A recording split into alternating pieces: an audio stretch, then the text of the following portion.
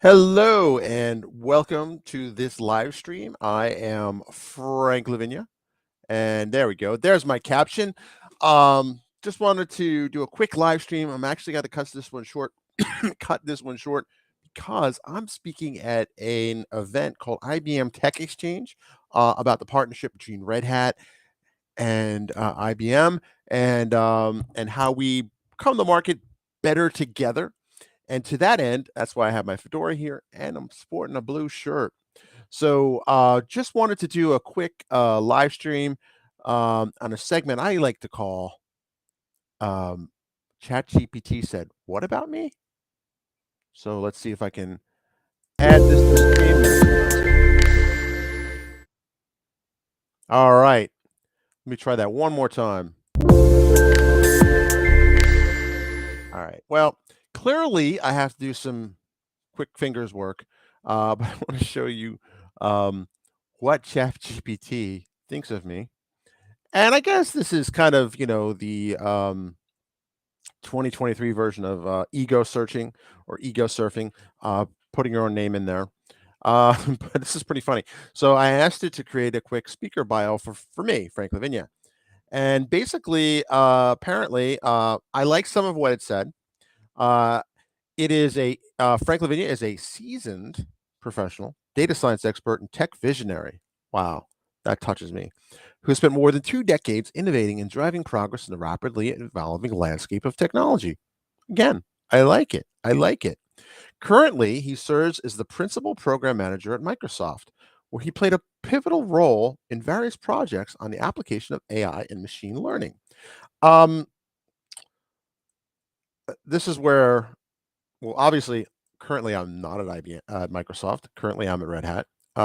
And September 21, or what? Yeah, I would have been at Coverse then. Um, I never was a principal program manager.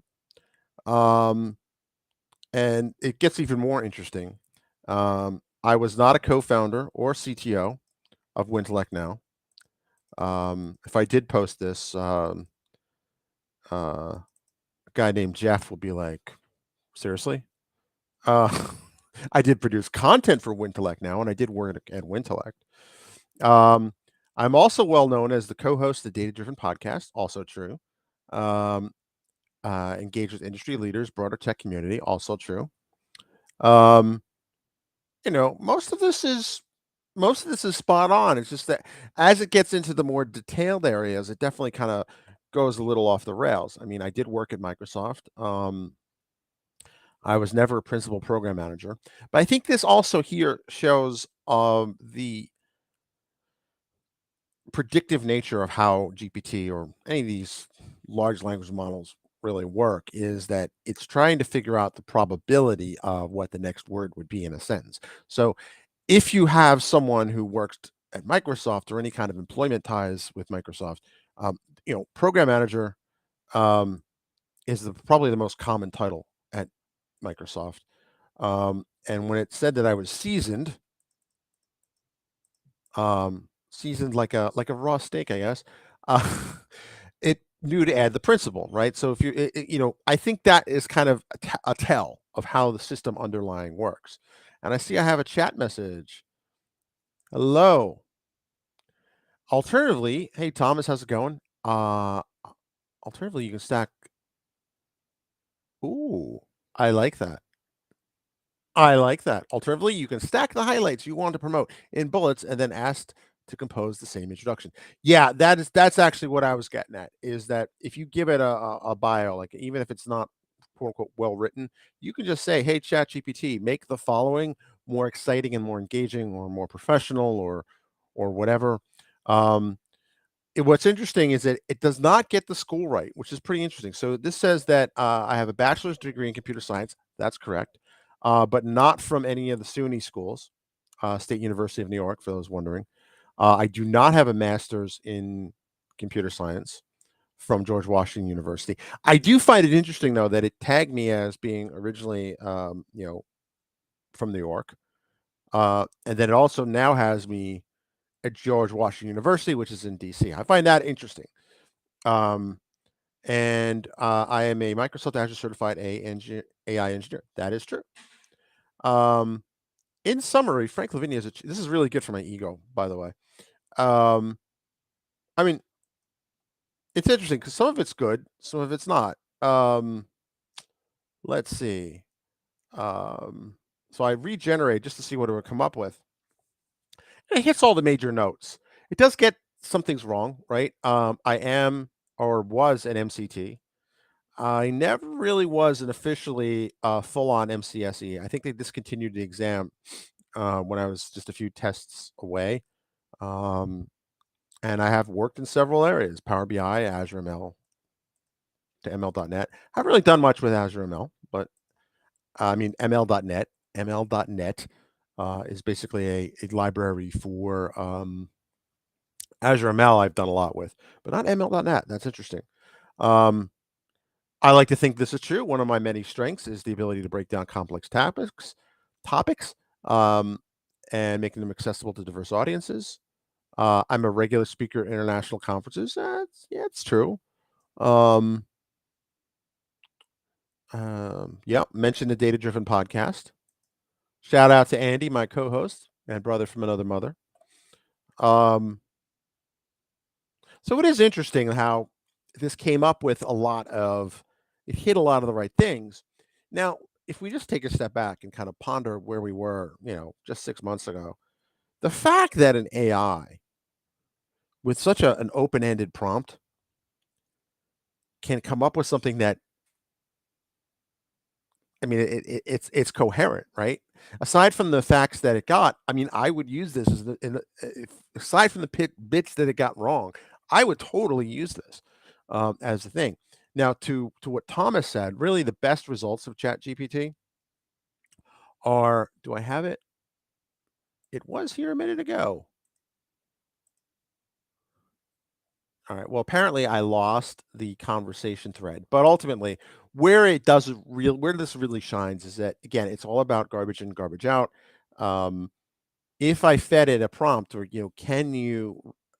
Usually, what I'll do is I'll say, here is the bit of text. Can you make it sound more nicer and engaging? I do have that somewhere. Um,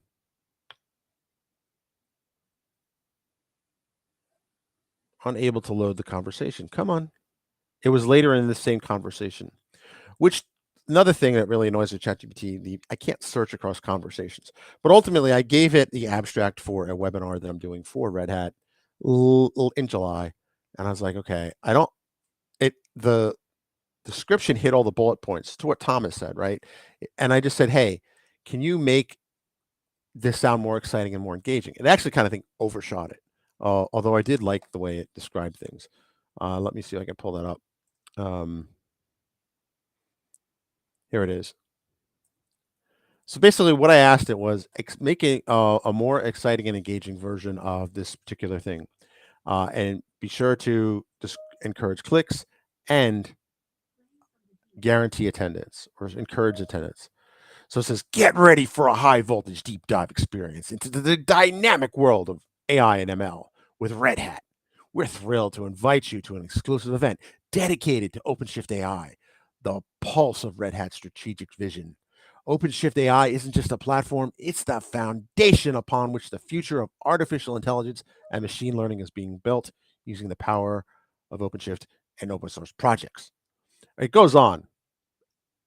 I like that. I mean, it did exactly what I told you. Some of it I would kind of tone down a bit, but when you consider the original text for it was, I don't want to say lackluster, but um, it wasn't exactly going to get hundreds of people to sign up. So actually, why don't we do that here? I will say, so this is, let's do a live experiment on air. I have to go in just a couple minutes. This is the original text, and I can just say here, can you make this more enticing? We'll use that word. And drive people to register.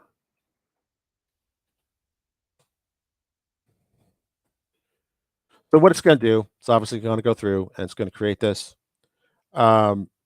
But again, this is See, notice enticing, right? We warmly invite you. So the prompt matters. The prompt matters a lot. And to what Thomas's point is that if I wanted to come up with a better bio, which I might do now, it just give it kind of some highlights that I want to talk about and just say, hey, can you make this sound more coherent and more cohesive or enticing? I don't know if that's the right word. More impressive, engaging. I don't know. But that is today's Chat GPT thought. Maybe I'll make this a regular segment. Let me know if once you give Chat GPT a try, say, does it know about me? And don't feel bad. It may not know you. Sometimes it didn't know me, and sometimes it does. So, um, what was interesting for the longest time, the 3.5 knew about me, but 4 did not, which I thought was kind of interesting. And then one day it just said, "Oh yeah, Frank Lavinia is this guy," and you know, he writes for MSDN magazine, um, that sort of thing. MSDN magazine is no more, sadly. But that's all I got. I thought folks would enjoy seeing kind of a funny thing. There are other times where I actually have it. It says I went to Stanford. I went there. I didn't go to any of these places, although it would have been cool if I had. Um, I actually had a conversation with ChatGPT saying, I didn't go there. I went here. And it would say, oh, okay, I apologize. Then again, I would ask it and it would just say, oh, I don't have any information on him. So, and then other times it would say, oh, and it would repeat the same stuff as before. So clearly something's going on, but it's not necessarily learning in the context. And maybe you don't want that. I don't know. Like, I have to go, but I'd love to keep doing more experiments. And let me know in the chat what you think. What does ChatGPT say about you? Does it get it right? Does it get it mostly right? Does it do what it does for me? Um, um, Let me know. You've been playing with writing a course syllabus. Very cool. Very cool. I think you mentioned that you were going to be a teacher or teach a class. That's cool. Yeah, you can probably amp it up. Like you just like, here's this. Give me a syllabus. There's a lot of interesting YouTube videos you should check out, Thomas, where people are creating their own custom courses or learning curriculum just based on ChatGPT. Like, give me, you can say, like, the one guy in particular is learning Spanish. He's an intermediate speaker, but he knows where he's strong, he knows where he's weak, and then we'll add that to the prompt, come up with a guide, and then he actually goes through and says, hey, can you create a dialogue between two different speakers for someone? And he'll go and then he'll drop that into AWS Poly or Microsoft Speech or whatever, and then generate the actual conversation. It's an interesting time. I think educators should really run to this instead of running from this. But that's a conversation for another day. So with that, I will say thank you very much for tuning in, and I will roll my fancy outro graphics.